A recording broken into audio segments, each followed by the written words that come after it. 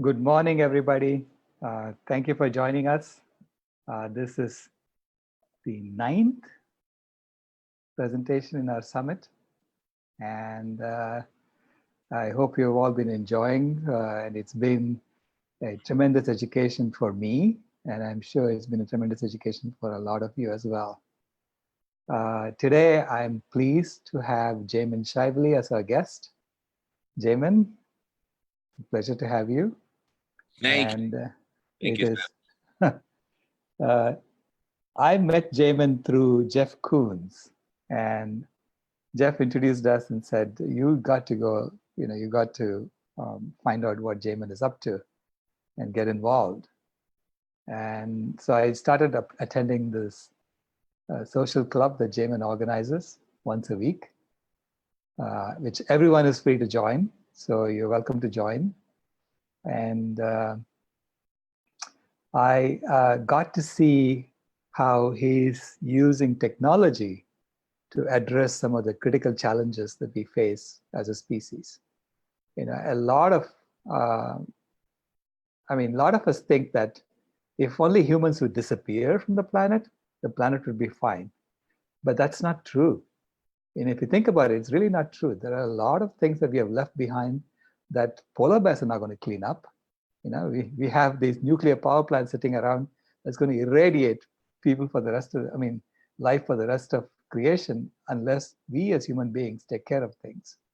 So we have a lot of cleaning up work to do, in addition to becoming the caretaker species for the planet and maintaining the climate on the planet for the rest of creation.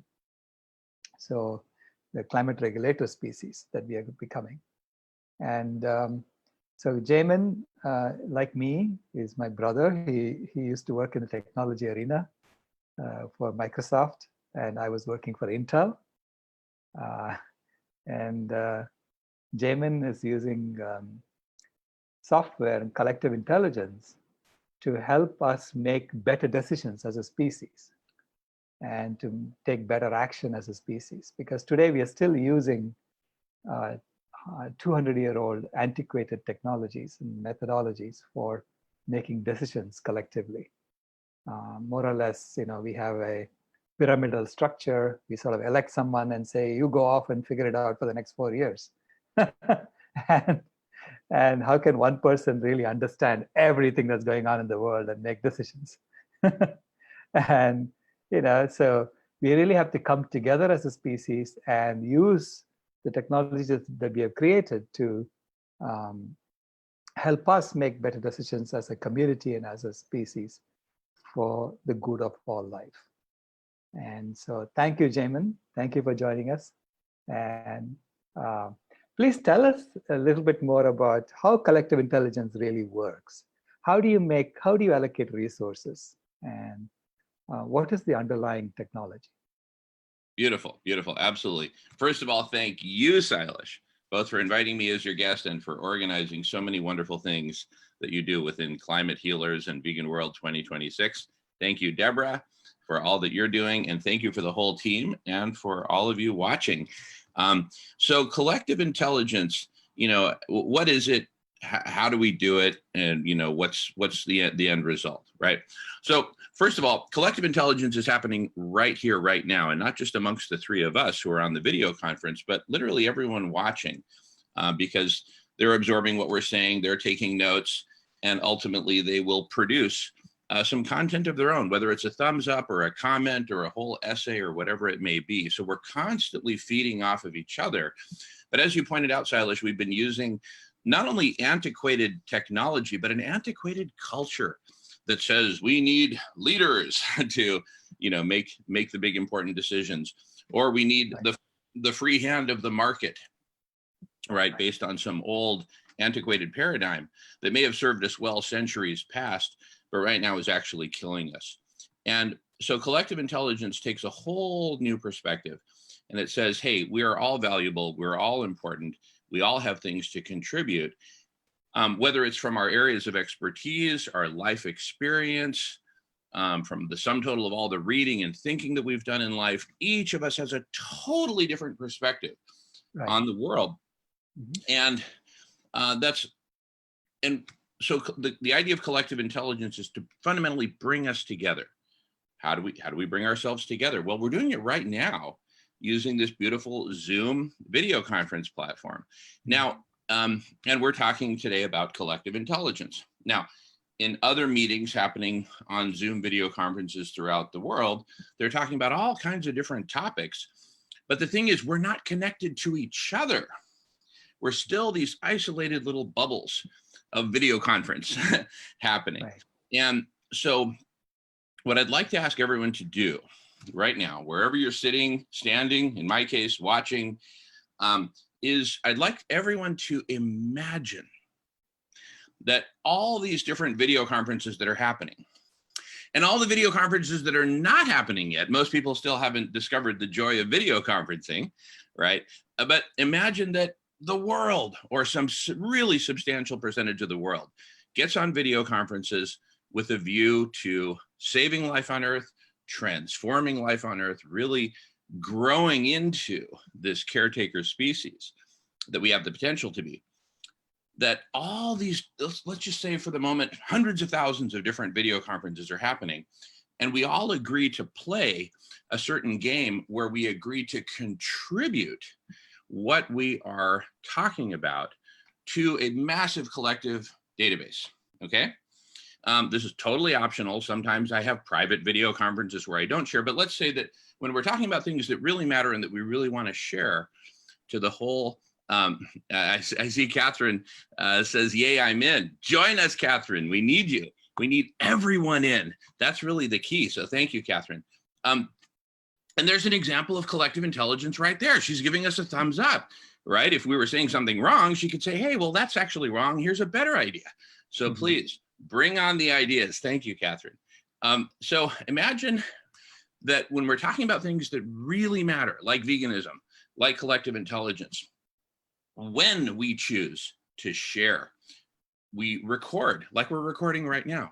We record so that people can watch later. We record so that the video conference can then be transcribed into text, and this text can be indexed along the lines of what Google does, but there's actually way more powerful ways of doing it still, in such a way that anyone jumping into this ocean of collective intelligence and says, well, shoot, there's so many, hundreds of thousands of conversations going on.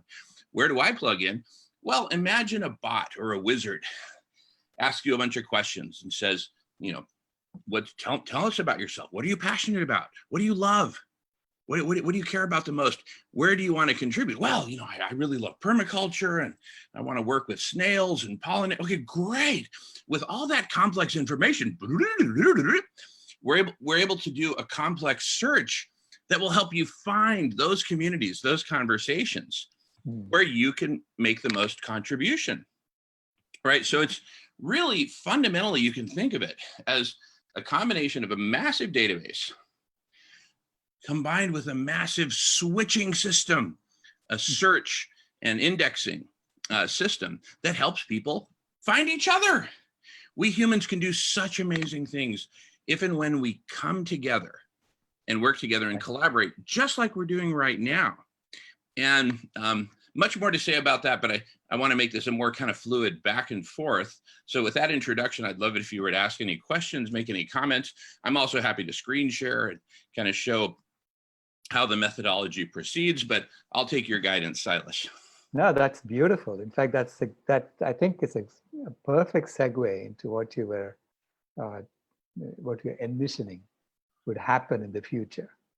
It's that people are contributing as opposed to being cubbyholed into particular jobs and going and doing that particular job for, to make someone else some money, which is the way we have set it up right now. It's a top-down system, right? So this is why we have a tremendously inefficient economy. Because economy is supposed to be about economizing. It's about being efficient at doing things. And we have something that's completely inefficient. It's totally wasteful, right? So how would you, for instance, how do you imagine resource allocation happening in this environment? Beautiful, beautiful. Okay, so amen to all your comments about the current configuration of the economy and mode of production and all that. So for resource allocation, so let's envision that coming together in conversation in collective intelligence is really kind of like a first stage in a whole planetary transformation. It's like first, how many times have we seen in the movies or on television in our own families an elder uncle saying to a young nephew, "Hey man, the first thing you got to do is get your head screwed on straight." Right. Well, that's what we're doing right now. We're getting our heads screwed on straight so that we can actually talk to each other and engage in conversation. That's really the first stage in a transformation, a planetary transformation. Once we get our heads screwed on straight and we're actually talking to each other and having actual conversations where we're being vulnerable and we're sharing our ideas and we're putting stuff out there and willing to combine those ideas with ideas of others, this is what we call the ideation process, which is really the first stage of collective intelligence. From there, just brainstorm, brain swarm, lots of ideas bopping around, evolving.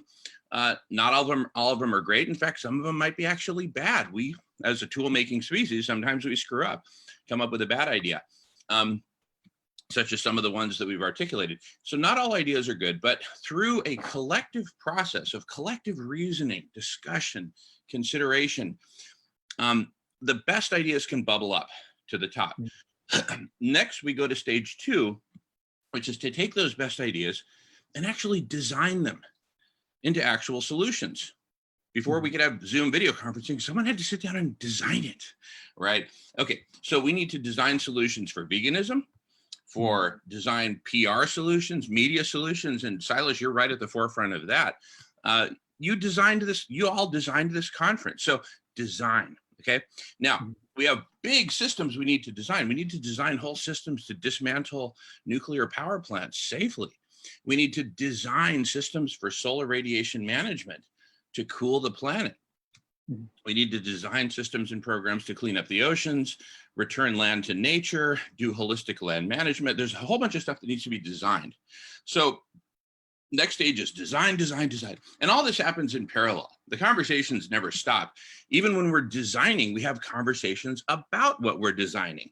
And we screen share and have tools like GitHub. And but imagine a GitHub that goes way beyond software. It includes 3D AutoCAD files and processes and implementation plans and all that. So we use the power of open source collaboration to collectively design and perfect the designs of the best solutions. And then third stage is, I first want to precede it with this age-old wisdom: measure 3 times and cut once, right? In the textile industry. And so rather than just say, okay, great, now that we've got this pair of scissors, let's go cut, cut, cut. No, before we implement our designs, let's first model them. And so imagine, I'm asking people to do a lot of imagining.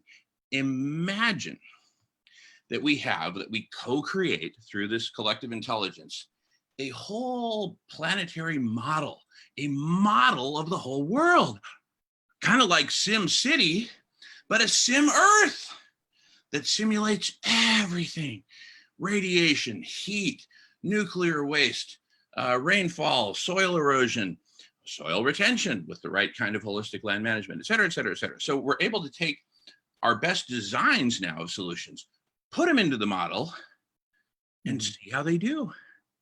Observe the simulation, right?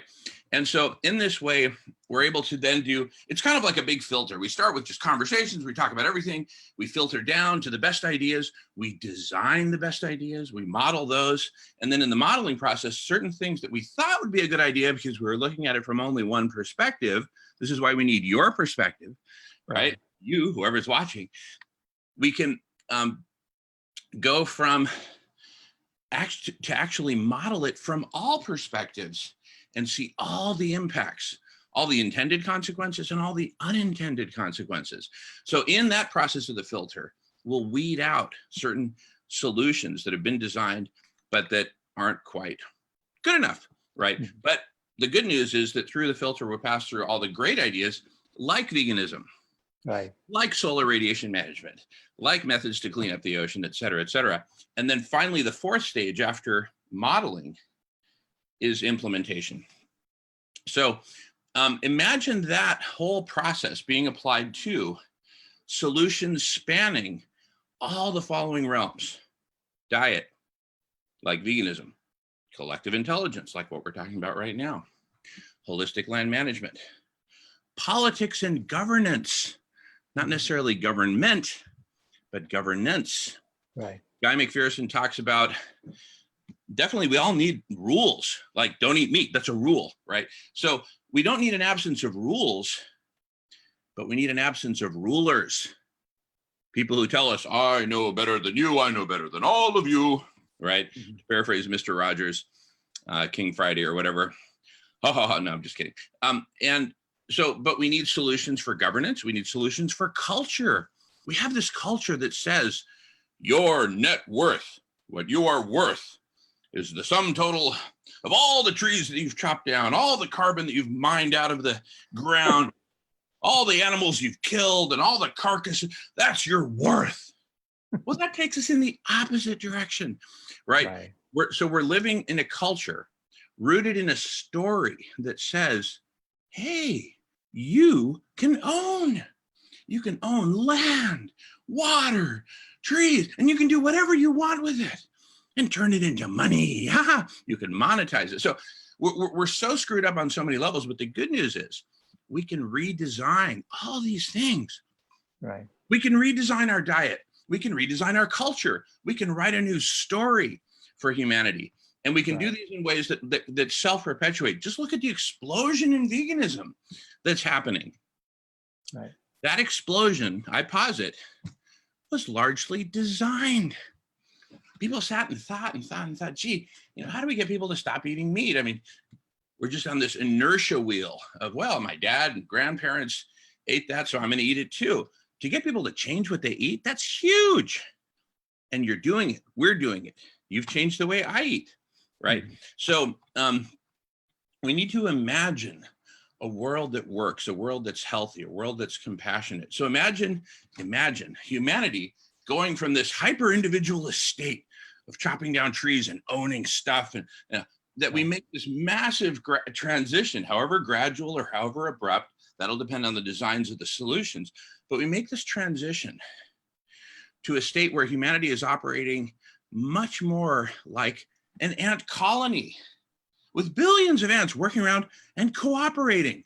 In a leafcutter ant colony, you don't have individual ants hoarding stuff. No, they're all working as part of one big machine, and they're happy, right? Our happiest moments are moments like this, where we're collaborating and co-creating, right? So imagine this transformation, and then imagine all the solutions across all these realms: culture, politics and governance, diet, agriculture, living arrangements, our entire set of living arrangements. Who says that each of us has to live in some McMansion with 4 cars and a boat and a helicopter and all kinds of toys and gadgets and recreate the whole universe in our house so we can be self-sufficient?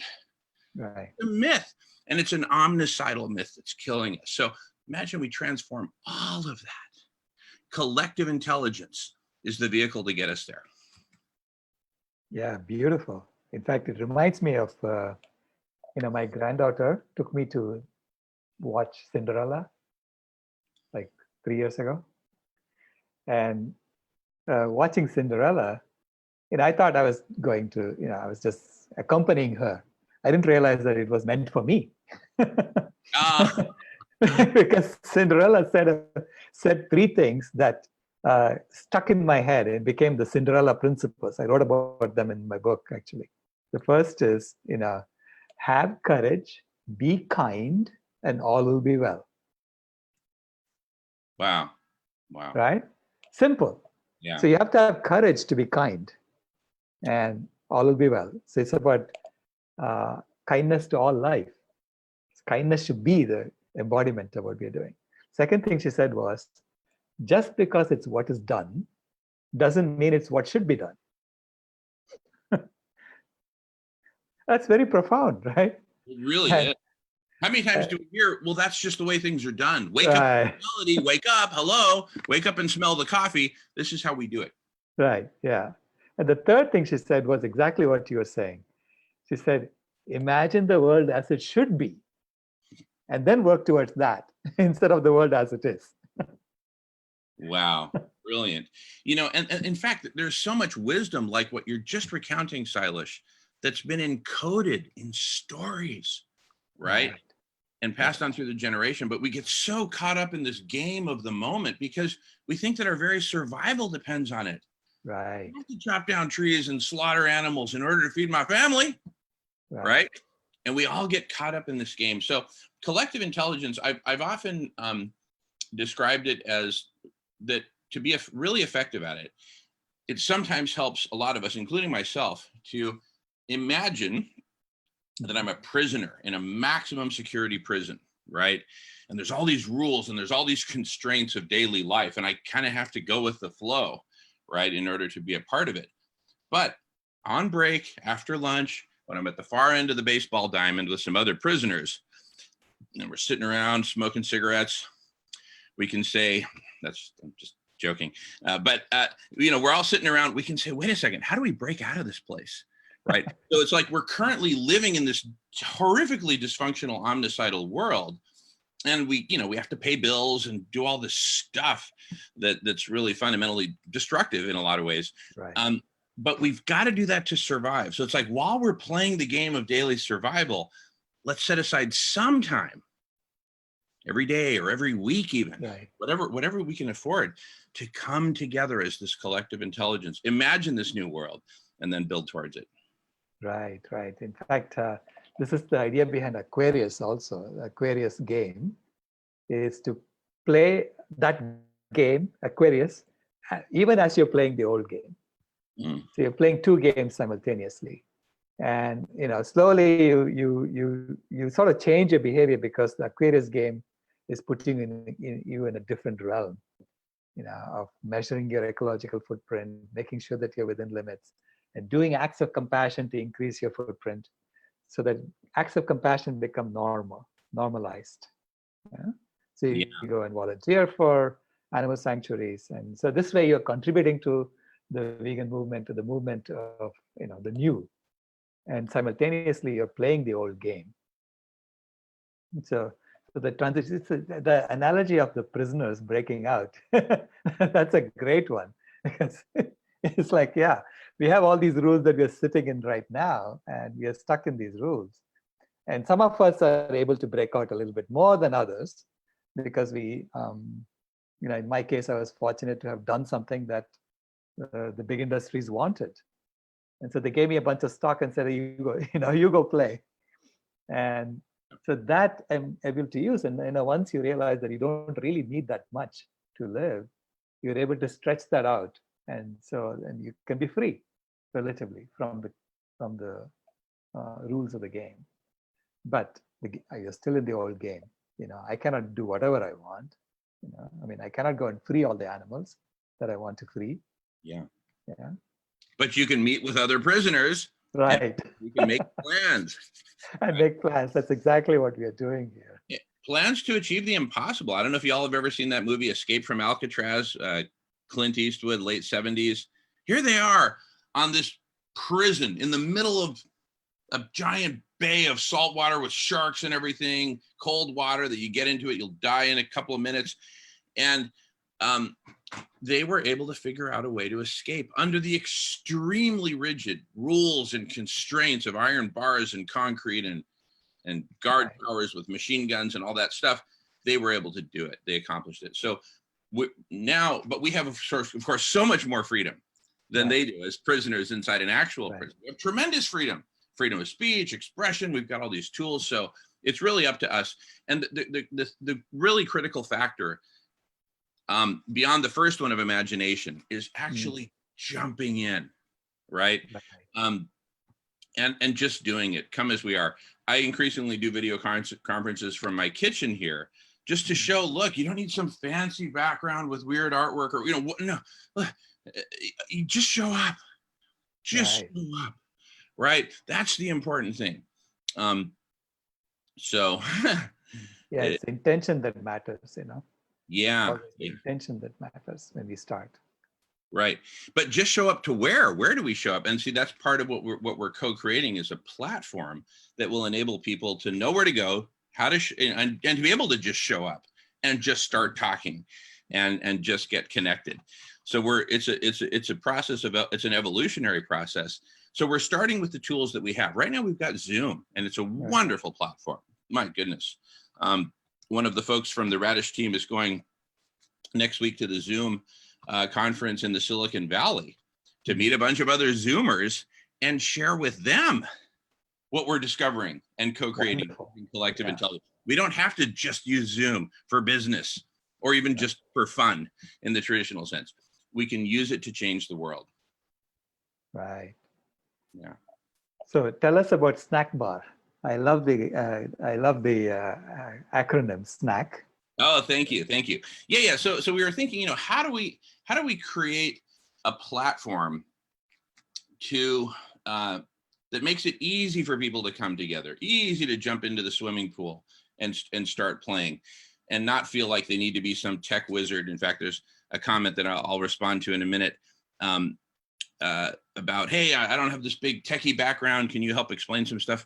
Make it easier for me. That's the essence of Snack Bar, is we want to make it easy. It's something that's under development. We haven't launched it yet. We're still operating on radish.org. But SNAC, S-N-A-C, is an acronym. It stands for the Social Network of Actual Conversations.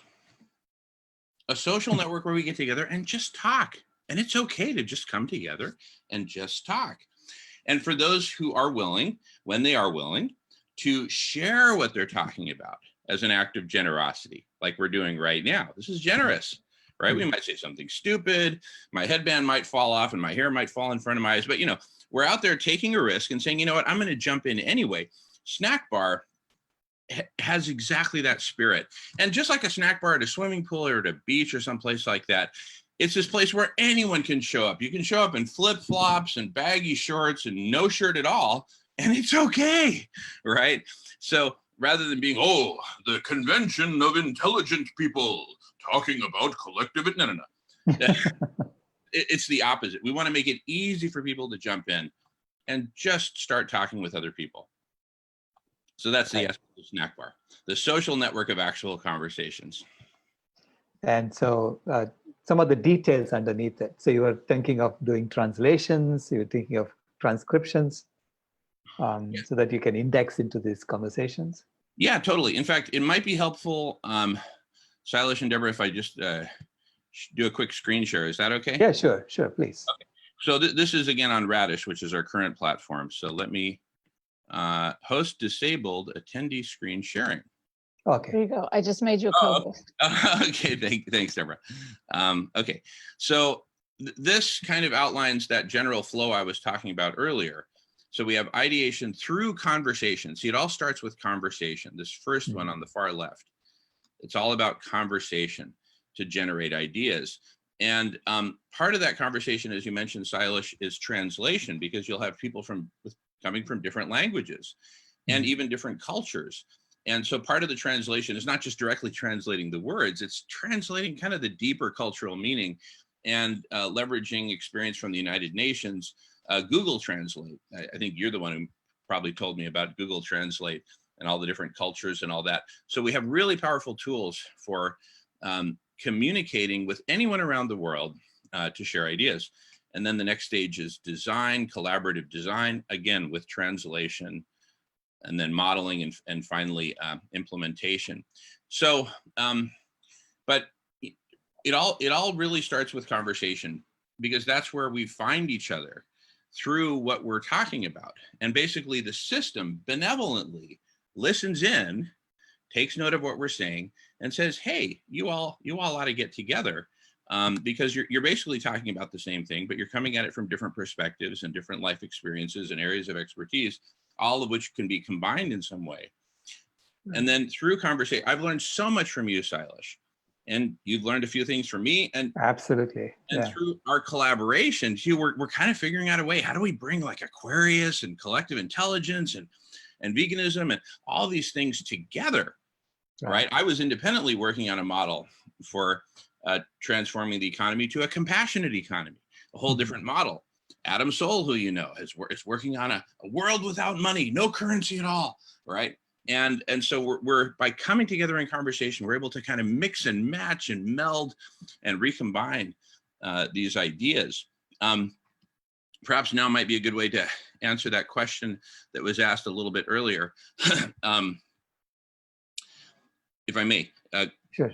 Coming from a non-techie background, could you elaborate on how some of the cutting-edge technological tools help this process, such as one you mentioned, GitHub, and any other? So for those who don't know about GitHub, it's basically the leading open source software development platform where anyone can come together anywhere in the world. It's free to use, and they can see a piece of software, which is text, and say, I've got a way to do that better, or solve a problem that they've been asking for, but no one has solved yet. You type it up, you add it, and it has sophisticated ways of basically branching a piece of source code into multiple different versions and keeping track of it all. And anyone can branch off of anything that's there and modify it. So that's an example of a collaborative tool. But the most fundamental tools we're talking about at the conversational stage, which precede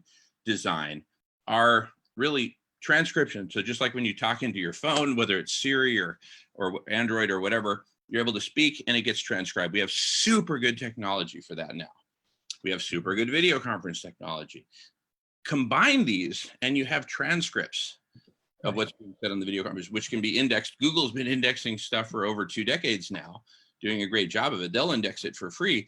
So it's partly cobbling together these different tools and services, many of which are free, and just putting the pieces together so that we end up with a system into which we can just jump in, start sharing, start contributing, and using essentially the collective intelligence of all the participants, as well as the system itself. We're able to go work through the stages and transform the world. Beautiful. Deborah, are there questions from, you want to get into questions now? Sure. There's a question on Facebook that says, where did it go? How do you keep the ego out of the collective intelligence? Good question. You know, that's a really great question. Now, and it's a question I've been asked a number of times because, and here's my answer, which is really simple. Like, I think we're through this form of actual conversation where we honor every question, every comment, and we honor each other.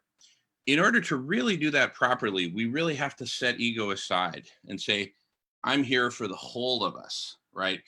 And if, as occasionally happens, someone gets on and is really more concerned about how they're looking and all that, it ends up not being so much fun for anyone if there are people like that who jump in. And so there's a matter of choice. You get to choose who you hang out with, right? So and if someone is actually being mean in some way or another, they can actually be ejected because there are rules. Remember, an absence of rulers, but not an absence of rules. And the first rule is be nice, be respectful. And now, but what happens if people disagree, which is a very healthy thing to disagree and say, hey, I'm coming from this point of view and I see it this way, well, I see it this other way, right? There are nice ways to converse and disagree. And if people get to a point where it's like, well, I really want to take the conversation this way, and someone says, well, I really want to take it another way, we need to have a tool by which we can very easily branch. Fork the conversations. Yeah. So, hey, those who want to talk about this, go for it. Those who want to talk about that, go for it. And then we can come together later. We can look at syntheses of each other's discussions and learn from each other, etc.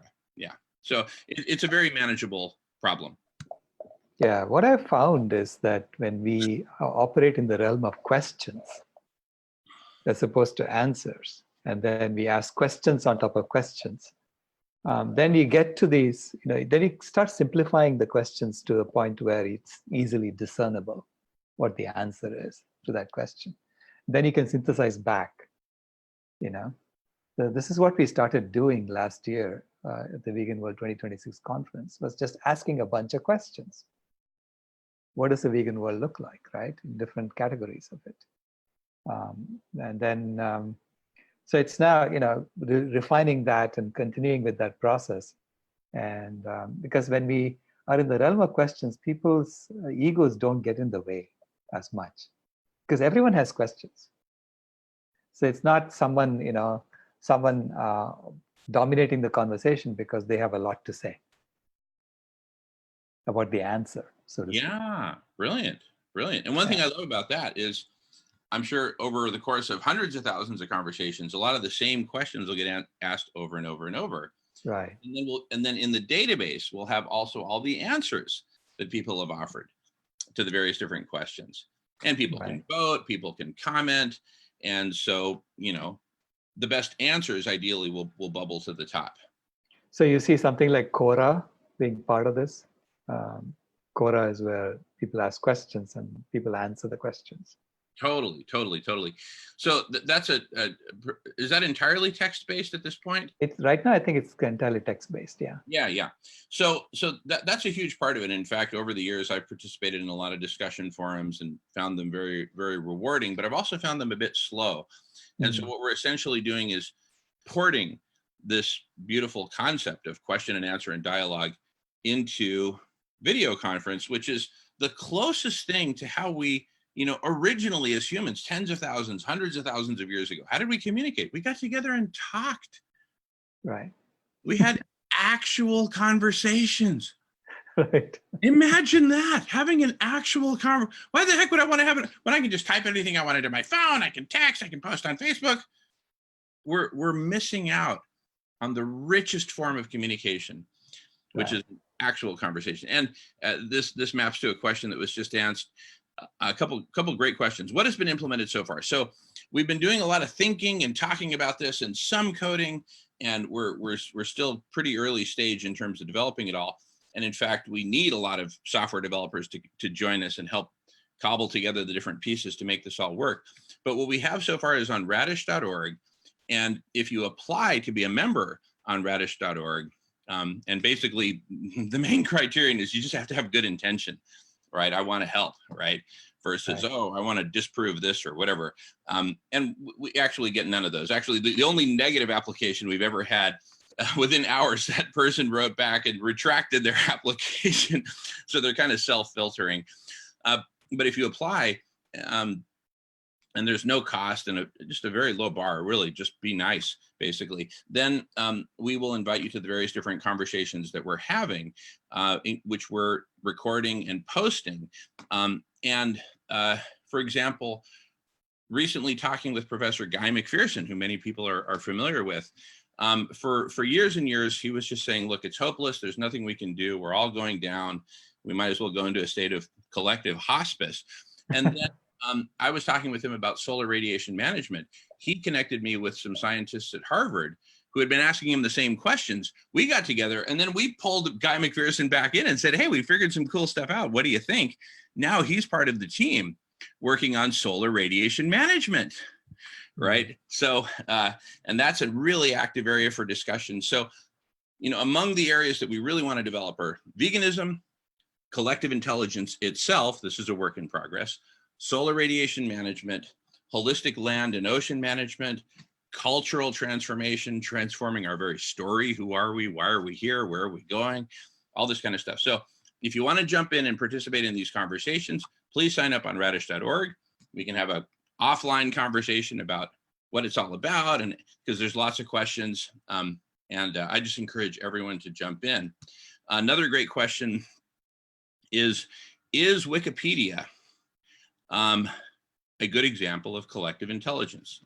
Bingo, yes, it's a great example of collective intelligence. It's still text-based, so we're still kind of passing notes under the door of the prison walls, right? Versus actual conversation. So really you could think of what we're proposing is sort of like a mashup between Quora, Wikipedia, Google, Facebook, and Zoom, right? But the more we get people Zooming and video conferencing, that's where we really take this to light speed, because we're able to have this immediate back and forth. but it all hangs together. It all needs to get stored in a database like Wikipedia, et cetera, et cetera. Right.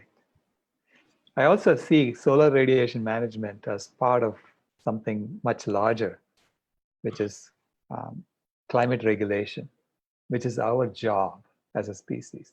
Yeah. Because we know we are impacting the climate with what we are doing. So now we know that we need to figure out how to bring it back to the thermostat setting, and keep it there. A setting that's comfortable for all life. Totally. Buckminster Fuller decades ago envisioned a control panel for Mother Earth, right? Because we're not just impacting climate, we're impacting the biosphere, the oceans, species. Right. The good work you've been doing, Sailesh, really highlights just how destructive our current modalities are. So that's why I come back to it. We need a radical, holistic transformation of pretty much everything. Right. Down to our culture, our story, our diet, our living arrangements. Our ecologies are a great way of transforming living arrangements. So one of the things that's kind of like an anthill, actually, for humanity. And yes, you still have your own private bedroom and privacy and all kinds of stuff, but we're no longer in this mode of how many trees can I chop down, how many acres can I own, but how do we work together in a regenerative society? So a caretaker species, as you say, Sailesh, that really cares for Mother Earth and all of each other and all the plants and animals. It really can be a Bambi-like paradise if we get our stuff together. First step number one, we got to get our heads screwed on right, and that means being right. Part of a collective intelligence, a multicellular humanity, going from unicellular, it's all about me, to all the cells coming together, like in the Cambrian explosion. We are in this Cambrian explosion moment, and we need to accelerate it. Right. Absolutely. So there's a question. Wouldn't a collective intelligent platform be noisy with so many people talking? Would it still need moderation from some leaders who are experts in some topics? Brilliant question. Okay, so let's say that there's, instead of hundreds of thousands of conversations, tens of millions of conversations. And let's just assume for the sake of argument that 99.9% of those are just noise. People just getting together and just chatter, and nothing really valuable coming out of them. No problem. Between humans, so, like I trust Sailesh. So if Sailesh says, hey, Jamen, of all the noise out there, right, of all the billions of people, you need to meet with Shelley and Jan, who are also contributors, were interviewed earlier. And so I talked with them. So if I simply follow Sailesh, what conversations is Sailesh participating in? What conversations is he watching and giving a thumbs up to, right? I can filter through all the noise and just follow Sailesh. And maybe by following Sailesh, I meet Jamen and Deborah, and I look at what they're doing. So kind of like a social network in that sense. So it's actually relatively easy to just avoid the noise. There's always going to be noise. Just avoid it, right? Yeah, we see that actually even in Quora. You see a lot of answers that are really humbug. They're not valid answers, when people are asking questions. And so the right answers kind of bubble up. Totally. So here we got like a comment from Randall Ripar.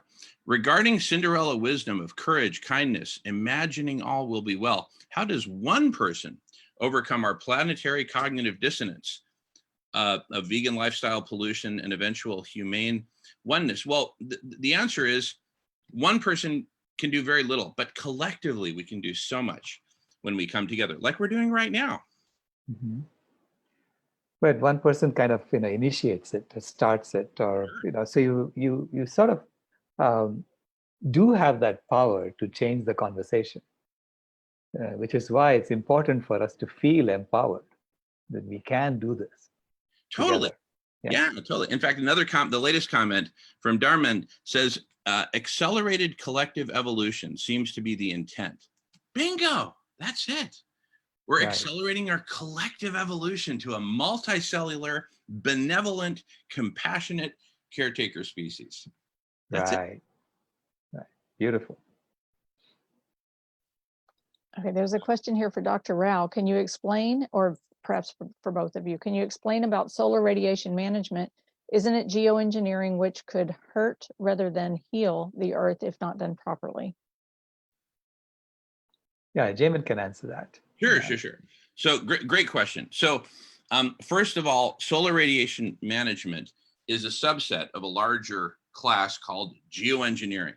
Now, there have been a lot of really bad, destructive, stupid ideas that have been posited within the broader realm of geoengineering. So we can either throw out all the bathwater and the baby, throw it all out and say no geoengineering because there are some bad ideas in the bathtub.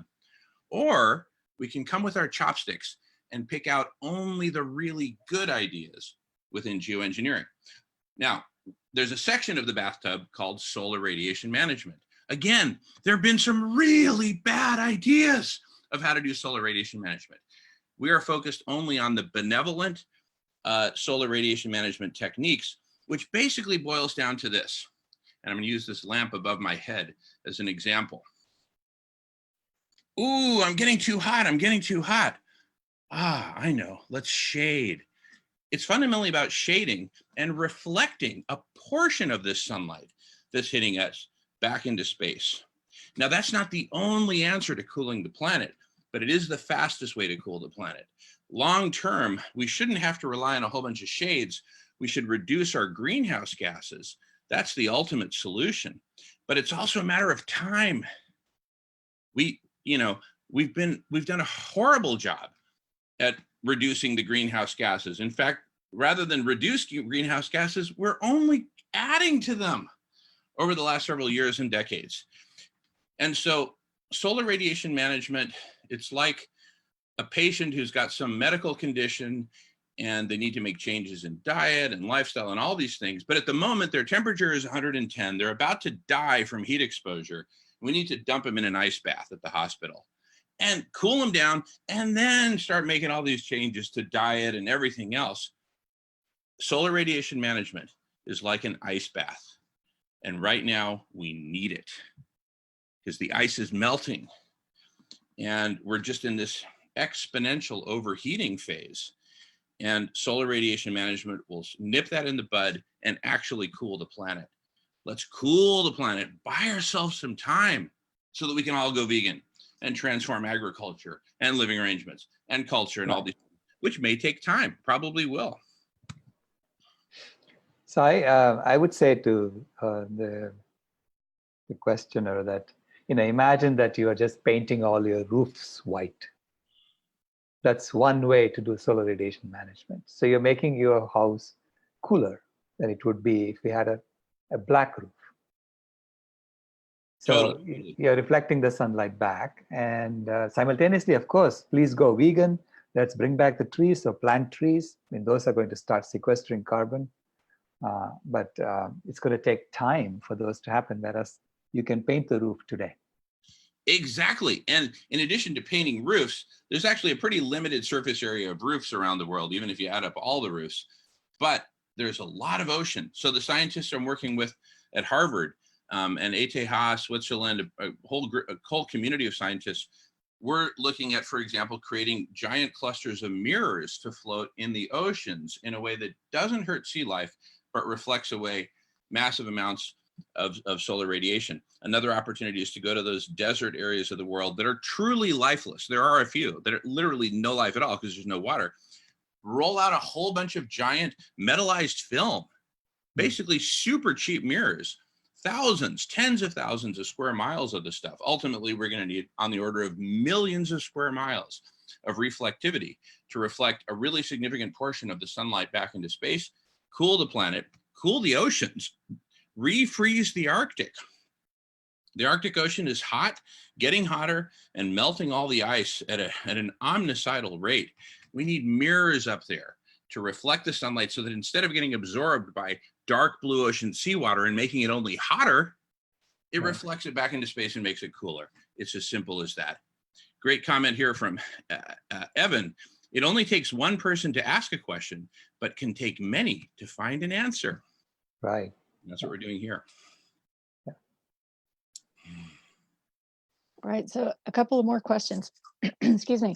Is carbon sequestration more important than solar radiation management? Long-term, yes. Short-term, no. See, solar radiation management, like the ice bath for the patient with 110-degree fever, that ice bath, there's no substitute for it. At this stage in history in 2019, there is no substitute for solar radiation management, period. In 1965, we could have done it all with carbon sequestration and reducing emissions and going vegan and all that. We didn't, right? And like the kids playing with matches, their aunt walked by and said, hey, stop playing with matches. And then she went off to the store. Well, they didn't listen. They kept playing with matches. At the time, all that they had to do was stop playing with matches and they would have been great, right? All we had to do was stop eating meat, right? Well, we didn't. And now the kids kept playing with matches, the house caught fire. Now you need to call the fire department. Solar radiation management is our planetary fire department. And we need it now because the house is on fire, period. Get over it. Yeah, that again is part of the collective intelligence conversation that needs to happen. You know, we have to come to a decision as a species whether we need to put these reflective material out there and where to put it, and you know, do we how we do this again. Yeah, so there's a you know, the aerosols that we pump into the atmosphere from burning coal at the moment, they are accidentally cooling the planet. This is sulfur dioxide. Yeah. Go ahead. I'm sorry. That's a super important point, because if we suddenly shut down all the coal burning power plants, one might think, oh, that'd be a great thing. Great. You know, but we suddenly then lose the masking, this artificial masking of all of these sulfate particles, et cetera. And we could see a massive spike in temperature that could literally finish us off, given all the self-reinforcing feedback loops. Guy Mcpherson has pointed this out in talking with the Extinction Rebellion folks. Hey, it's not just about decarbonization. We've got to substitute that masking with another form of masking, with another form of mirrors. It's simply where we're at. It's time to call the fire department. The house is on fire. Right. Yeah, in fact, Hansen had written a paper about that, Jim Hansen, about aerosols. So we think that, you know, I mean, he called it a Faustian bargain, that we have to literally extract sulfur from the ground and burn it to to create the aerosols, you know, all so that you can avoid giving up meat. Because when you give up meat, you start sucking the CO2 down, you know, which is what we need to be doing long term. You need to suck it down so that the levels are back to normal, to 350 parts per million or something like that. And the only way reliably to do that is to bring back the forests, use the land. You know, because the land, currently, even today, land has 3 times as much carbon as the atmosphere. And animal agriculture is using about 1/3 of that land as grazing land. And on that grazing land, the average carbon sequestration is 6% of the total average. You say, you know, I mean, can't you bring that 6% up to 50%, to 100% of the total average? That's simple stuff, which is reforestation. And if you did that, you will literally reverse climate change. We know that. You know, we know that, and yet people don't want to take that step because it's not congruent to the current system, which depends on dividing us up and making money off trees and animals and things like that. You know, and flaunting our wealth, right? Yeah. And in so many cultures around the world, eating meat is a symbol of wealth. Hey, come, we're gonna have this banquet and meat. Pork, beef, you know. So, and Sailesh, you've led the way in how do we make this culture change happen? You've talked about the examples of a culture in Africa where, to prove their manlyhood, somebody had to go out and kill a lion, right? That story has now been changed for that culture, where they no longer have to kill lions to prove their manliness or whatever. So, we really need a holistic transformation where not only do we not use that method to demonstrate our wealth, but we transform, transcend, and ultimately get rid of this idea of individual wealth in terms of the material. Our wealth is in our connections, our relationships to each other and to Mother Earth.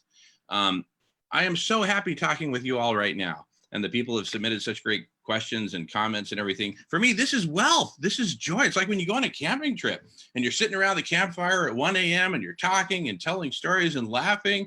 There's no mansions. There's no SUVs. There's no airplanes. There's no fancy clothes. You know, we're all in sweaty t-shirts, but we're having a blast. That's the essence of it. That's wealth right there. Right. Yeah, there's wealth is in so many categories, right? It's not just material wealth, which is what we measure these days. There is spiritual health. There's, spiritual wealth. There is personal health. Health is your wealth. You know, that's not just a truism. I mean, it's a saying. It is reality. Because if you don't have health, you're going to take all your material wealth and give it to somebody and say, please give me my health. So, yeah, this is what the pharmaceutical industry depends upon, right? And that's why they're deliberately trying to make you sick. Oh, yeah, no, it's so fundamentally broken, and it so begs for deep radical transformation. And you know, imagine a world. I bet of the people that are watching, there are several who wish, gee, I wish I could just be there right now, asking questions and all that. With collective intelligence, you actually can. So for example, one of our ongoing meetings that we have every week is called the Social Club. It used to be called the Social Club at the End of the World. Right. And then I met Sailesh, and he suggested a change, and we changed it. It's now called the Social Club at the End of This World, Right. and the beginning of a new world. That is a totally public video conference that anyone can join. Literally anyone. I post a link on my Facebook page. I don't care who you are, where you are. You don't have to be a member of anything. You click on the link and you're in, right? And it makes it so exciting because you never know who's going to show up or what we're going to be even talking about. And, you know, the premise beginning, by the way, do we have time? Are we okay time-wise? Yeah, go ahead. Okay, great. So at the beginning, the premise was, wait a second, we're destroying our world, but almost no one is even aware of it, much less talking about solutions. Let's do almost kind of like a Monty Python twist on the whole thing. Oh, if the world's coming to an end, let's just have a social club at the end of the world and at least enjoy each other and talk about it. And if we're crazy enough to talk about solutions, let's talk about those too. And then you came on, Sailesh, and we changed the name, and we've got a much more positive spin now. But see, now we've got a much greater level of awareness than when we started that 2.5 years ago. Right? Climate change is in the news all the time. People are groping for solutions. So it's become a much more positive forum. That's sort of like a catch-all, right? Right. The social club. Get together and talk about whatever we want. But we're now also implementing much more focused conversations on veganism, on SRM, solar radiation management, et cetera, so that we can really start to concentrate people with specific passions and interests to come together and work out, as Evan said, many of us coming together to find solutions or answers. Right. Can you share the link with the participants? Oh yeah, well, the link is radish.org. You sign up on radish.org. It's free to sign up. It always will be. But then that way we put you on the list and we mail you a link to join the social club. I also post it on my Facebook page. So, yeah, Jamen Shively. Fortunately, I'm the only Jamen Shively in the world. So go to my Facebook page. You can find the link there. I always post it at the beginning. It's Tuesdays at 11 a.m. Pacific time is when we do the social club, and everyone's welcome. And I see a message from Randall Rupar. Might these reflective mirrors also serve as solar energy collectors and create an energy grid, overcoming our dependency on fossil fuels and ultimately transforming into a healthful prosperity, beginning a new world? The answer is yes, because see, think of solar thermal power generation. That's actually twice as efficient at about 40%, about twice as efficient than the most efficient solar panels, right? And all that are required are mirrors and then a turbine, right? So with solar, with SRM, these giant arrays of mirrors that we're going to be creating, we can take even a portion of that and concentrate it onto the thermal collector and generate massive amounts of electricity. So great question. We can also use these arrays to capture freshwater, rainwater, and concentrate that and use that for greenhouse agriculture and all kinds of uses. So when we look at it holistically, that's when we get some really cool ideas. So let me just share one, if I may, an image that I sketched up a couple days ago. So here we've got SRM, the big topic of SRM up in the upper left here. Different ways of doing it, land-based, desert canopy. Imagine we create a massive canopy of, say, thousands of square miles in a totally lifeless portion of the desert. That can be used to generate electricity, as we were just talking about, collect any rainwater that falls, use it for agriculture. But we can even just channel in water, bring in water from through conduits from other places that have it, and do greenhouse agriculture that's 100% recycled. Water comes in, but it never leaves, right? And so with that, we can actually start greening the desert. Bring in the concepts of arcology, lean linear cities, Arcosanti, Calafia. Michael Gosney has been pioneering a lot of this, and we can use that to transform our entire set of living arrangements. We can live in this oasis in the desert, bringing with it cultural transformation, veganism, of course, community cafes, making nutritious food a basic human right, holistic land management, not just managing the land under the canopy, but around the canopy, economic transformation, as we were talking about earlier, bringing humanity together, transcending and transforming all of our divisions along different lines, and of course, collective intelligence. So this is kind of like a big picture view of a lot of these concepts coming together in co-creating a whole new world, in this case, in a blank slate, in a place where there is no life. And we can green it, we can bring people, and really start to pioneer a whole new way of living where there's nothing, blank slate, right? And let that be a model for the rest of the world, right? Ultimately, we need to transform entire cities and countries in situ, you know, starting with all the infrastructure that's already there and radically transforming it.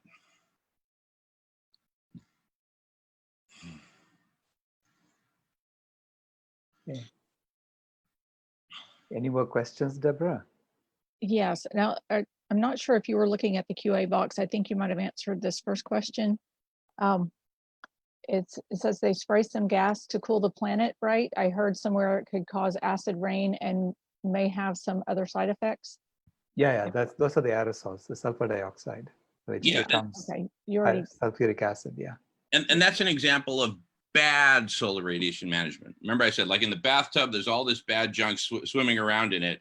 We have to pick out the good and discard all the bad. That's an example of the bad. Yeah. Okay. All right. So this one says about solar radiation management. It seems too ambitious for us to do, and that's a question. It needs to be tested in small scale before deploying to the entire planet. Yeah, a lot of testing has already been done. A lot of it's sort of indirect testing, but we've got massive amounts of data. We're going to start publishing summaries of all this, but the researchers at Harvard have been looking at this for quite intently, as have a number of independent academics who are kind of isolated from each other. We're now bringing them all together into a concentrated collective intelligence on solar radiation management specifically, which is super exciting. But your general point is very well taken and very correct. We first need to do experiments, get the data, model it. That's why we need a planetary model to model all these effects in order to find out the optimal locations and extent of solar radiation management, both in the oceans and on land. Yeah. Okay, there's a question on Facebook that says, what are the implications for wildlife with the SRMs? Yeah, so in the case of the oceans, which are 2/3 of the planet, what Dr. Ye-Tao of Harvard has proposed are these arrays of these giant round mirrors floating in the oceans, but sufficiently spaced from one another that they'll have minimal disruptions on sea life. That needs to be studied, that needs to be perfected. And, but part of where I'm coming from, I mean, ideally, we wouldn't touch the oceans, we wouldn't touch the deserts, we'd kind of leave it all alone. But again, we're at a point where, again, the fire department is a good analogy. Look, when the fire department comes to put out the fire, they don't just put out the fire. They break windows. They'll soak your king size mattress with water. You know, there'll be all these unintended consequences. But the question is, what's better? To stand on the front lawn, smoking a cigarette, watching the house burn with the kids in the attic, or letting the fire department do their job and live with some unintended consequences, some of which are negative. So, but ideally we'll find a balance, like I was talking about in the oceans, that's either minimally disruptive or ideally no disruption at all to sea life, but net benefit. The sea life is dying from the heat and the acidification. So we need to take these steps, just like the fire department hosing down the house. We gotta do it. Now, does that mean that we can just do it in the most reckless, stupid way possible? No, that's why we need collective intelligence. We need you here, all of you, in the collective intelligence, helping us figure out and co-create all these solutions so they can be maximally positive and minimally negative. Right. Great questions. Keep them coming. Okay, I think this is just came in and it's related to what you were just saying. It says, I thought SRM means it is at a very high altitude to reflect sunlight. How is it useful when done on land? It won't cool the atmosphere. And I think this is a part two. Isn't it even more important to do SRM in the Arctic and Antarctica, which are heating much more than the rest of the planet? I'll answer the second part first, and then the first part, and then Sailesh, please add on.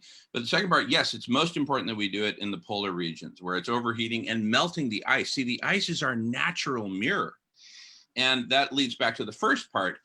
Doesn't SRM only have to happen way up in the atmosphere? No, it can happen. It can happen way out in space, actually. Professor Roger Angel at the University of Arizona proposed putting out a big reflective shield a substantial distance out in space in the direction of the sun to the L1 Lagrange point and all that. See, the problem with some of these bigger kind of higher altitude shading schemes is that they rob photons from everything and everywhere, including agriculture, including forests. What we really want to do is be more selective. And if we bring it down to the surface of the Earth, we can be maximally selective. We can say we're going to cool it right here in the Arctic, but only there. We're not going to rob a single photon from a single oak tree in any forest, right? Similarly with putting it in the deserts, there where there's no life at all. There's a lot of life in a lot of deserts, don't get me wrong. But in those deserts where there's no life at all, and you put in SRM, it simply reflects sunlight back into space without robbing photons from any life. So that's what I'm in favor of, is surface-based, whether land or ocean, reflectivity. Awesome. You're getting some gratitude, and you are so inspiring as well. Thank you. Well, it's all of us who are so inspiring. If it weren't for you, there'd be no inspiration. It's our love for all of humanity and all of life on Earth that allows us to be inspiring. But we get to be this way by just jumping in and showing up as ourselves. People love people who are just being real with each other and just sharing. I mean, you start talking with someone long enough, you just fall in love with them. It's just how it works, right? So we want to fall in love with you too, and we want the world to fall in love with you. So please jump in and join us. Keep the questions coming. Just type away. This is, see, part of actual conversations is you just show up as you are and you just speak. None of this is scripted, right? All I had to do to get ready for this meeting was to dream. I was lying in bed dreaming and dreaming and dreaming. And I had so many cool ideas. So as we show, but here's the cool thing, as we show up and come together, we start to dream collectively. In China, there's a saying, Le Qu Bao Hua. I'm just kidding, I don't speak Chinese, but the saying goes, sleeping in the same bed, dreaming different dreams, okay? What we want to do is the opposite. We want to sleep in the same bed and dream the same dreams. Dream a common dream of a world that works, a world that's loving and compassionate and healing. And we can get there to the extent that we come together and make it happen. Absolutely. Awesome. Okay, this one says, I recently saw this video. What if we could refreeze the Arctic? Are they benevolent? If so, do they need to be used along with solar radiation management? So see, for me, it all goes together because solar radiation management applied in the Arctic Ocean can reflect sunlight away from the dark blue ocean seawater, cool the Arctic Ocean, and create kind of like a cold ice box in which to refreeze the Arctic. Then you bring in the, ice making machines, snow making machines, spray fresh water on top of the existing ice and let it accumulate and grow. I'm not an expert in those areas, but see, that's why we need collective intelligence. We need, mechanical engineers like my dad to come in and help figure out, how do we refreeze the Arctic, right? But the fundamentals of thermodynamics are the key. We've got to take away the heat, right? We've got to cool it. And SRM is essential for doing that. There simply is no substitute to that. Long term, I'm totally with Sailesh. We got to go vegan, return land to nature, let natural ecosystems sequester the carbon, reduce the greenhouse gases. Then the earth can regulate itself. But right now we need the intervention of the fire department. And that means we're building the volunteer fire department to do this. Right. All right, I'm in. Beautiful. So, okay, here's a question. How would Trump's impeachment and hopefully removal from office help the vegan movement? Do you watch the developments very closely? It could be a big boost to veganism and solve global warming, or is grassroots important? Grassroots to me is the only way. It's, we can ask people like Trump questions and reflect off of that to reach a lot of people. So they become like, when they don't address you correctly or they don't do it right, it's just tells the public that there's no solution coming from the top. You better start doing things yourself. You better start taking personal responsibility, which is really what Jasmine was also talking about, But I was using the image yesterday, I think, was it about the dam and how each vegan is like a hole in the dam, and compassion is pouring through the dam now. As more and more vegans create holes in the dam, eventually the whole dam is going to crumble. This is going to become normal.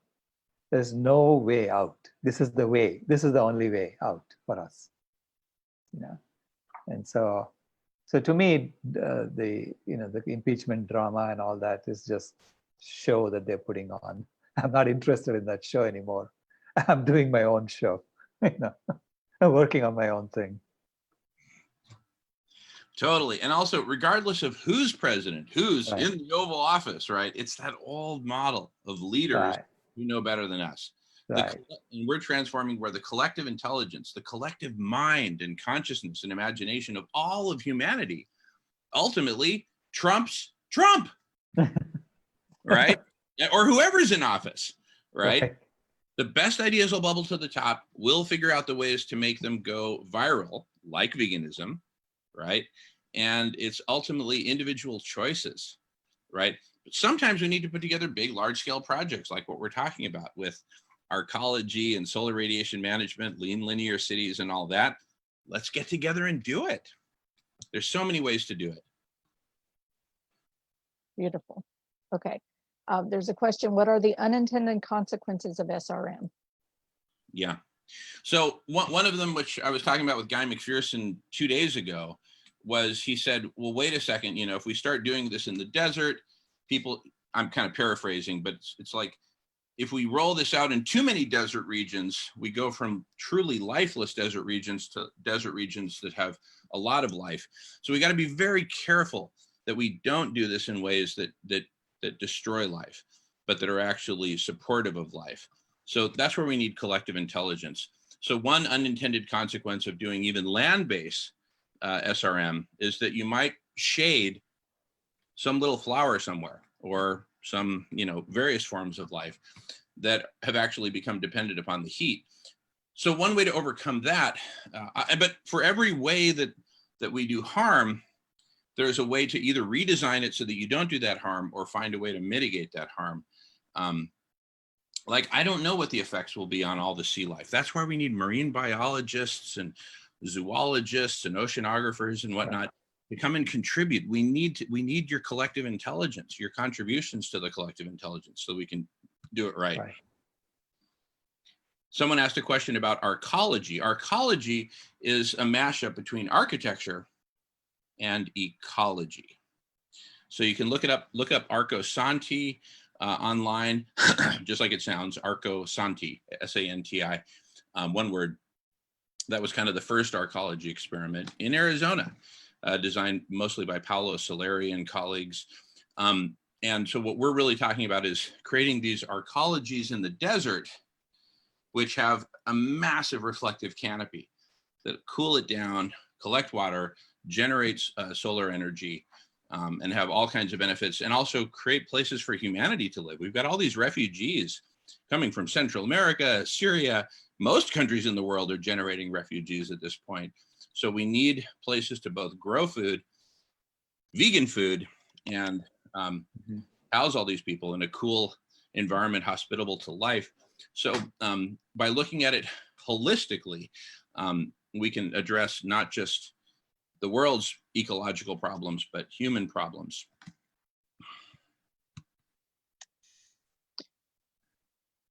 Arco Santi, I'm going to type it in here. Arco Santi, just, oops, sorry. Here, I'm putting in the link also. Arco Santi. Okay, great, awesome, thank you. Okay.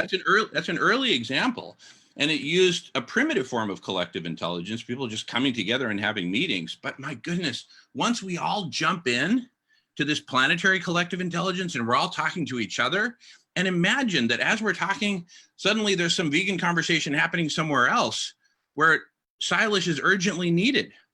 He might say, hey, I've got to go answer some questions for a few minutes, I'll be back. So we can actually have this kind of bouncing around from meeting to meeting, right? Which is sort of like this rapid switching, like happens in microprocessors that Sailesh pioneered at Intel, right? No, I didn't pioneer that. Well, look, you're a part of it. I'm really right. Okay. But the microprocessor metaphor is a really powerful one, because you got all these transistors, right? Each of which can basically do nothing more than say, I'm a one, I'm a zero. Oh, now I'm a one. No, now I'm a zero. You know, not much intelligence there, but put them all together with an intelligent design, right? That's what we're doing here. We're creating essentially like a massive microchip, macro chip, but instead of 0 and 1 transistors, they're whole human minds with imaginations and experience and ideas and dreams, right? Come on, people, jump in. Yeah. We need. Yeah, it's absolutely right. But you have to begin with the intention of being a caretaker species, of becoming, you know, of taking care of the earth as opposed to making money for yourself, you know. So that's the switch that needs to happen, the cultural switch. Yeah. Totally. But you see, one of the beautiful things about coming together, when we come together in conversation, we naturally come out of our shell, our closed clamshell of sociopathic isolation and ego and greed and all that. You isolate yourself too much, you start having all these terrible thoughts, you know. So break out of it, jump into conversation. And, you know, the water may feel cold at first, but just like a swimming pool, jump in. You may feel a little bit cool at first, but just start swimming and you'll love it. It's so much fun.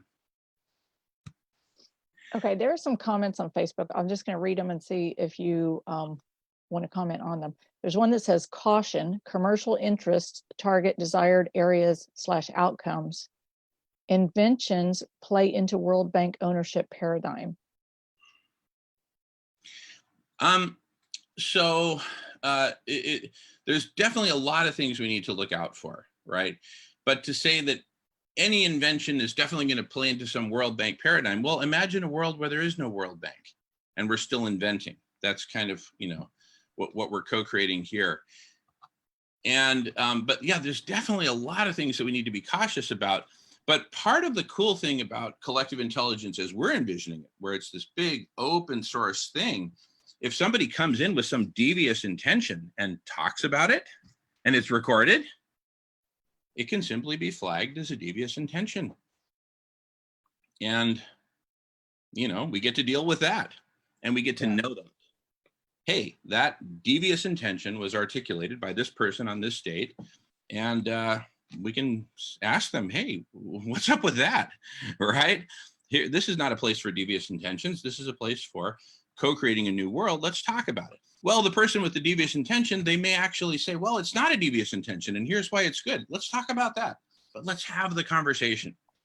Yeah. Before having the conversation, all we have is imaginings inside individual craniums thinking, oh, it might be bad. It might be bad. Well, come and talk about it.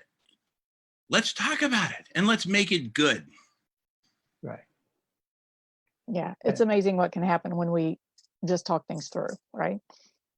In Mexico, we have a saying, and I actually do speak Spanish. I am Hispanic. Hablando se entiende la gente, which means talking. We understand each other. It's as simple as that. You know, like when you have a misunderstanding and you're angry at some person and maybe you're talking about them, but you're not talking to them. And then you finally get together and talk and ideally break bread together, vegan bread, right? You come to understanding. Hablando se entiende la gente. Beautiful. Okay. Here's a question. I think Guy Mcpherson somewhere said it is too late with the feedback loops. What is the current status of the self-reinforcing feedback loops? There are some 30 such loops which feed into each other. Do we have time until 2026? Well, we have to do it as quickly as possible. 2026 is like a lifeline that we put. Just like Kennedy said, let's get to the moon by 1970. And we got there by 1969. So if we do it by 2025, I'll be happier. If we do it by 2024, I'll be even happier. I'm sure Kimaya will be very happy if we do it today. But we have to get all 7.8 billion people to say, yeah, we have to take care of animals first. So it's the meaning. We have to have a vegan outlook on life, a vegan ethic. And for a lot of poor people, it's the ethic they already had. It's not something new. It's because, as Jamin pointed out, it's only when you get rich that you start eating meat and dairy. And also about Guy Mcpherson. So he's a dear friend, and I've been working with him for the past 2.5 years, off and on, and we've traveled together, and he's spoken at a number of my events in California at the Sierra Club. But he's identified at last count 67 self-reinforcing feedback loops, and that's why he used to say, there's no hope. It's over. Let's just go into planetary hospice and just love until we die. But now he's engaged in the solar radiation management conversation. He's a bit of a skeptic naturally, but he's in the conversation. He's on the court. And the thing is, solar radiation management can actually be rolled out remarkably quickly. Let's say we need to have, I don't know the exact number, but let's just call it 3 million square miles of reflectivity to cool the planet. Here's where we can actually use our opponent, jiu-jitsu style. I actually don't do martial arts, but I like to pretend I do. So we use the strength of the opponent. Our opponent is this massive industrial civilization. We can use it by rolling out the millions of square miles of metallized film as very inexpensive mirrors, which can also be used for solar thermal power generation, et cetera.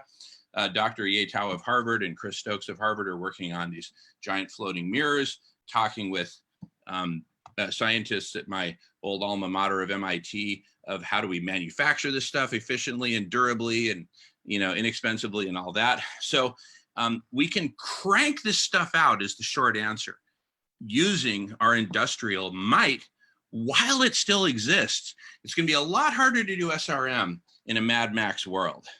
So let's do it now while we're, loosely hanging together, right? Either we hang together or we'll hang separately. So I say we do it now while we have the capacity. Beautiful. Okay, when is the Blue Ocean event expected to happen in the Arctic? Is it the tipping point? Well, the Blue Ocean event is really still a Blue Ocean event in summer. It's not going to be a Blue Ocean during winter. You still will get ice freezing again during winter. So yeah, during summer, it could happen. We don't know. It's a nonlinear process. It's very hard to predict. But we also need to understand that it is that's not the end of the world. You know, we still have a way to reflect the sunlight back, like with mirrors, as Jamin's pointing out, and then refreezing the Arctic and bringing it back, bringing the temperature down by sucking down the carbon with forests. I mean, we have so much. Nature is ready to help us. It's a little bit like a human being with a bad disease, right? If you put the human being on a good diet and they heal, well, they healed because their body healed, you know, their whole, everything, their functions healed, their immune system healed. And so the same way, when we start behaving correctly on the earth, when we start eating right, the earth will start healing. So she'll help us also, you know, so we can use nature as a, because without nature's help, we're not going to do this. Yeah, beautiful. Yeah, just like the body has the power to heal itself and the wisdom to heal itself. We just have to give it the conditions in which it can heal. The same with the planet. Exactly. Yeah, beautiful. Okay, the idea of radical collective intelligence, sounds great, but vague. I get the big picture, but can you explain with an example going through the 4 steps in Radish methodology? Absolutely. So let's take SRM. Make it real simple. Land-based solar radiation management. It started as an idea. I had lots of conversations. I was talking with Guy Mcpherson going back 2 years ago. How do we do this? How do we do this? And we talked about space-based and all this stuff. Finally, over time, we brought it down to Earth and came up with the bing idea of using metallized film to cover vast areas of desert to reflect sunlight back into space. That's idea. Now we're in the design phase. A new member of Radish is a builder from Colorado, a woman named Terry Ann.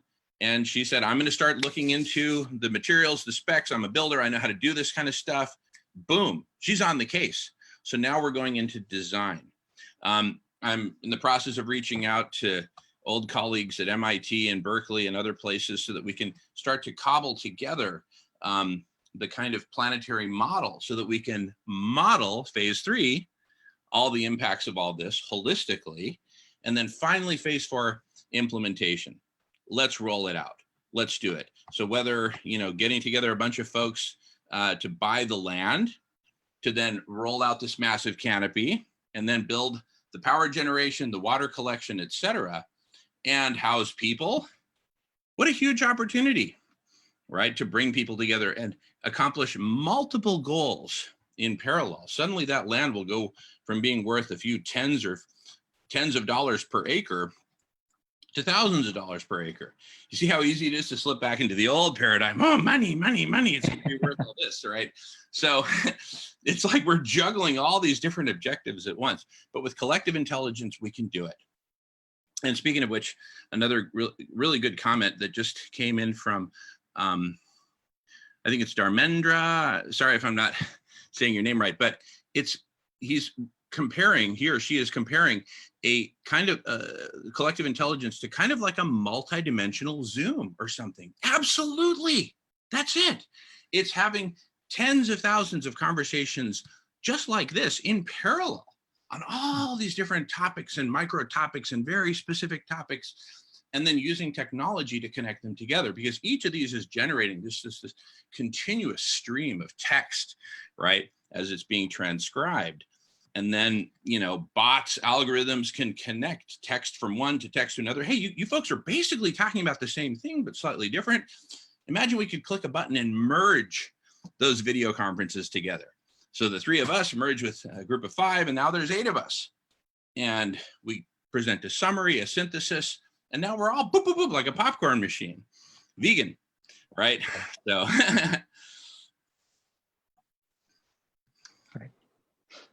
Awesome. So there would be just like, if we're in this conference and somebody else is having a similar conference at the same time, then we would get messages that say, hey, do you guys want to connect?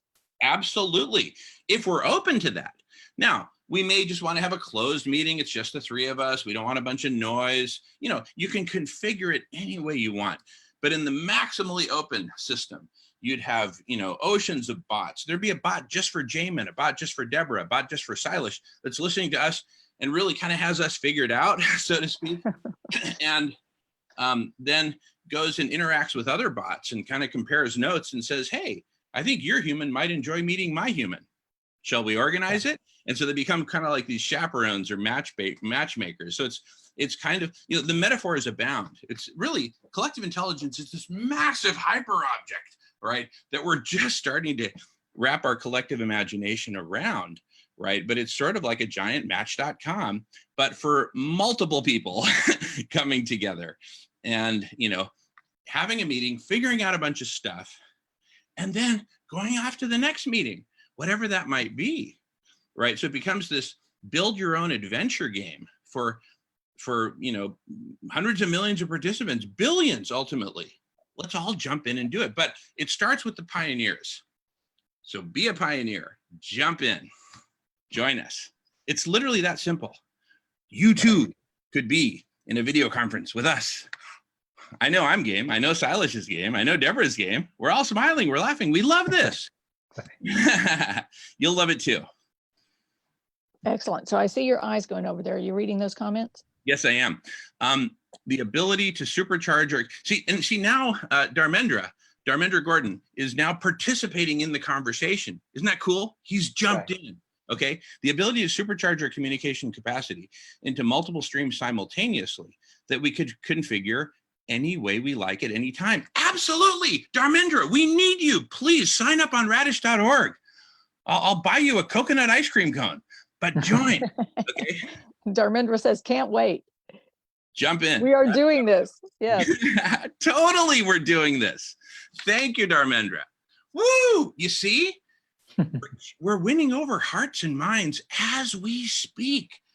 This is transformation at the speed of thought, right? Bill Gates wrote a book in the 90s, Business at the Speed of Thought. You probably read it, Sailesh, at the time, right? And you know, it was about the internet and they're envisioning. It's actually happening now, but it's not business in the old paradigm. We are now in the business of saving life on Earth. And that means being in the business of radically transforming life on Earth. Mm-hmm. Okay, what is your perspective on the 100th monkey phenomenon? Totally believe it, absolutely love it. And so like in the early days of collective intelligence, when it was just a few of us talking about it and meeting at cafes and all that, we're just like, what's it gonna take? Can you imagine once there are 100 of us? Well, now there's a few dozen of us. We're still not at 100 yet. Join us.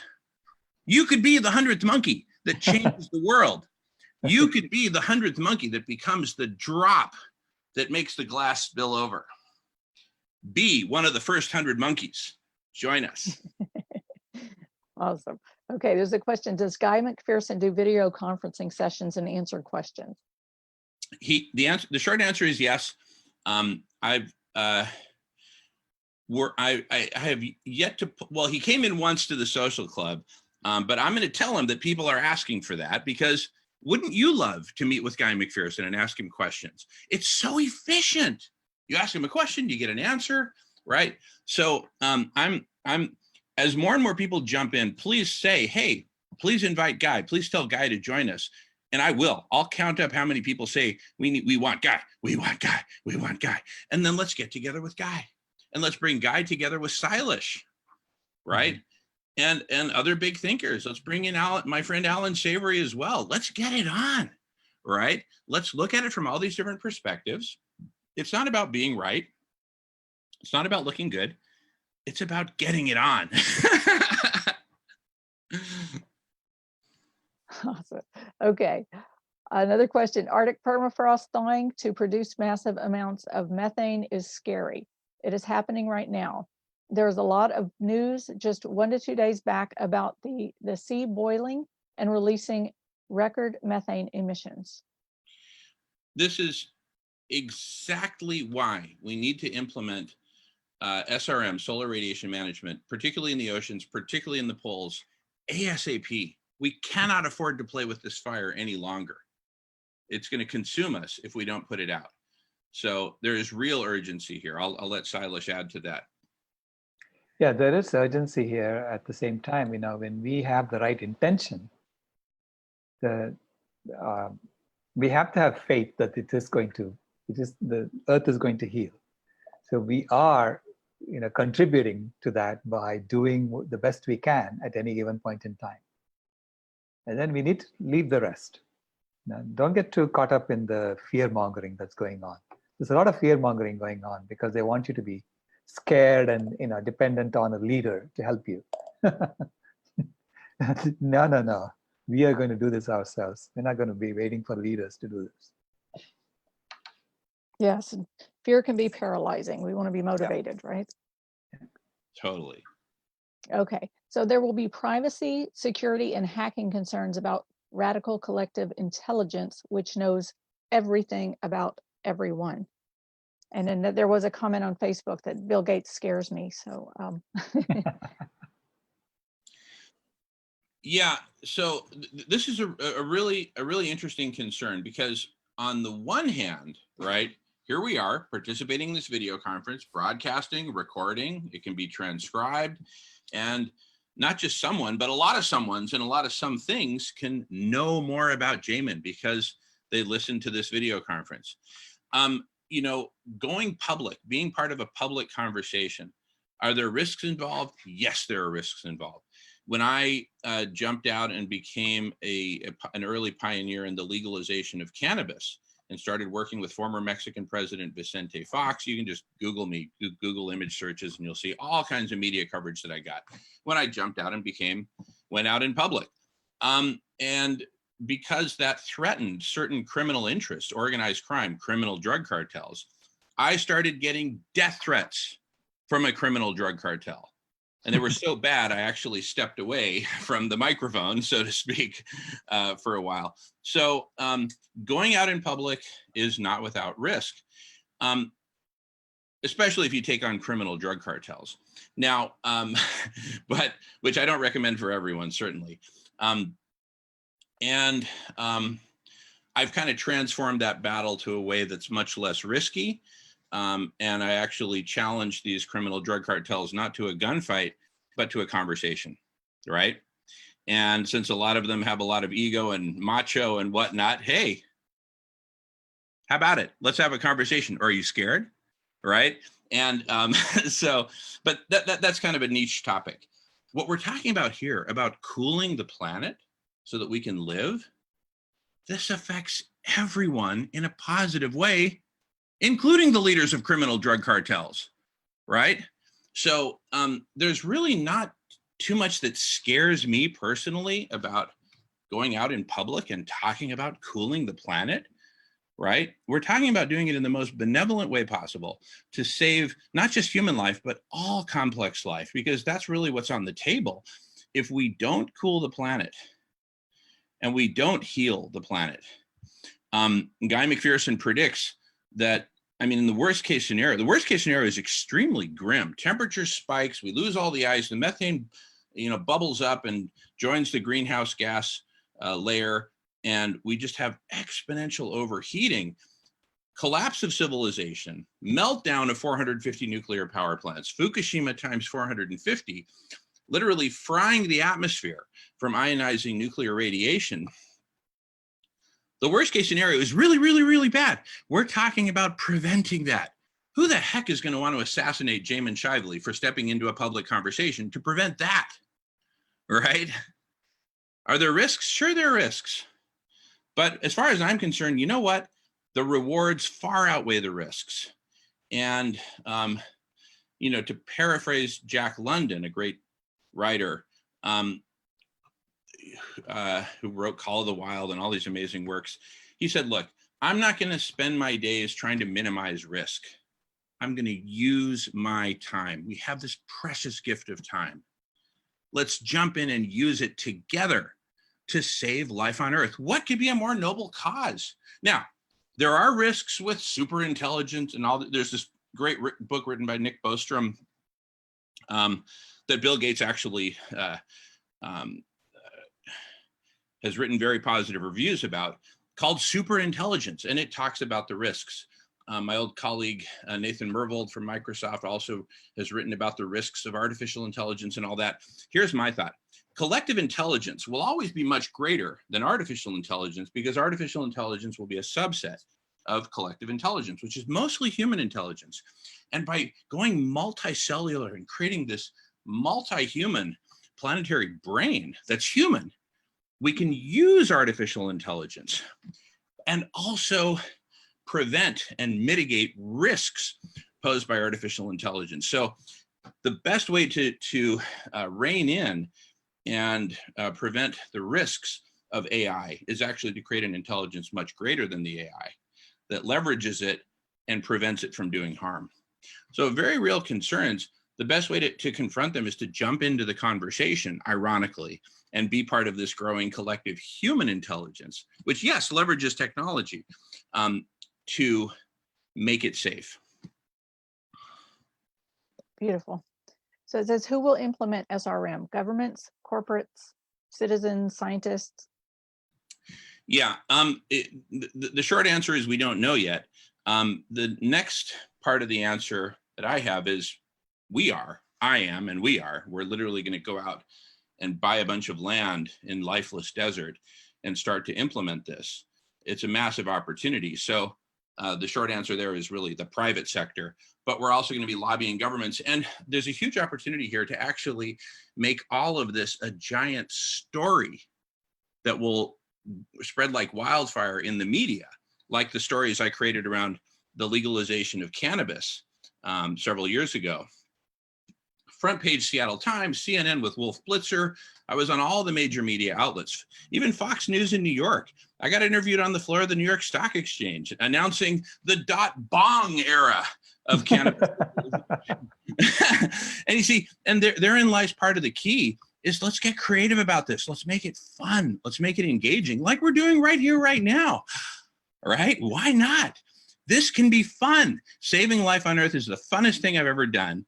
And I'm in, jump in. We need you here. We can literally be talking together in 5 days on the next social club if you apply on radish.org. I guarantee it. We can be talking face to face.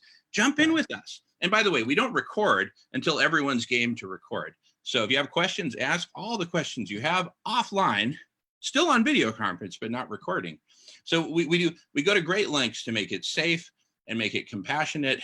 No one is ever compelled to answer anything. You can just sit there and just talk and just listen. That's fine. No pressure.